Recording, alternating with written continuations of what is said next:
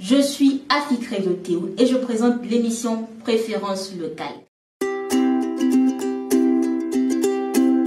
Bonjour et bienvenue sur la chaîne Préférence locale TV. Cette émission parle essentiellement des produits locaux transformés. Cette émission soutient la promotion de la consommation locale et aujourd'hui je vais vous parler d'un sujet très important.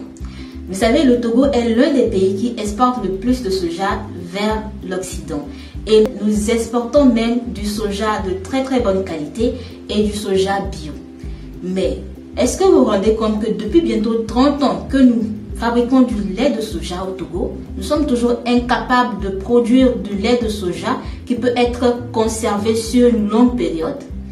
Je me suis surprise récemment en train de boire du lait de soja importé et je me suis dit, mais pourquoi est-ce que depuis plus de 30 ans que nous transformons le soja? Je le dis parce que je suis la fille de l'une des personnes qui a commencé par transformer du soja en lait et par le mettre sur le marché. Pourquoi se fait-il qu'on est toujours incapable de vendre aujourd'hui du lait de soja qui peut être conservé quel que soit le climat, sans forcément que ça ne soit au frigo ou au congélateur, et que ce lait de soja ne se gâte pas sur une période de 2 ou 3 jours? Est-ce que vous vous rendez compte, en fait, c'est comme la problématique du café, du cacao et du chocolat. Nous sommes incapables, en fait, de transformer ce que nous produisons.